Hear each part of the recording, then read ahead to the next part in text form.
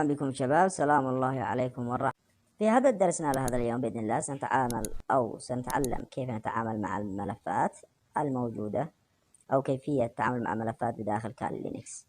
حاليا أنا في المسار الذي يدعى كالي بهذا الشكل. سوف أقوم بالدخول إلى سطح المكتب عن طريق كتابة الأمر cd ديسكتوب بهذا الشكل. إذا الآن حاليا أنا في المسار الديسكتوب. أول أمر هو إنشاء ملف بالشكل التالي touch بالشكل التالي، مثلا my file بهذه الطريقة .txt بهذا الشكل.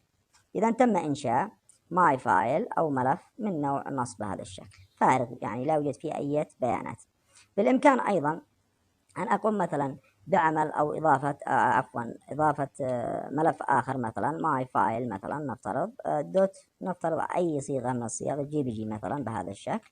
أيضا تم إضافة ملف بهذه الطريقة. في ذلك الأمر touch يعمل على إضافة أو إنشاء ملفات. طيب، في حال أنا أردت كتابة بيانات بداخل الماي فايل، كل ما عليك فعله وهو كتابة الأمر nano بهذا الشكل وكتابة اسم الملف الذي يدعى myfile.txt بهذه الطريقة. بمجرد أن تقوم بالضغط عليه سوف يقوم بفتح محرر النانو بهذا الشكل، وبإمكانك كتابة أي محتوى للملف بهذه الطريقة، مثلا welcome مثلا بهذا الشكل welcome into my file بهذه الطريقة، مثلا هذا هو المحتوى.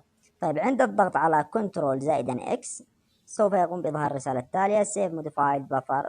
أقوم بالضغط على زر الواي yes بهذا الشكل وثم الضغط على زر Enter. طيب، إذا تم حفظ البيانات بداخل الماي فايل. في حال أردت أن تقوم بقراءة هذا الملف قم بكتابة الأمر cat وكتابة اسم الملف myfile.txt بهذا الشكل. لاحظ إذا تم حفظ البيانات بداخل الملف بهذا الشكل. طيب، في حال مثلا أنا أردت أن أقوم مثلا بحذف التيرمينال أو تنظيف التيرمينال بهذا الشكل، أقوم بكتابة الأمر clear، ومن ثم أريد مثلا أقوم بحذف هذا الملف الذي يدعى my file. كل ما عليك فعله وهو أن تقوم بكتابة الأمر rm بهذا الشكل وثم اسم الملف myfile.txt. قم بالضغط على زر Enter. لاحظ تم حذف الملف من داخل التيرمينال بهذا الشكل. جميل جدا.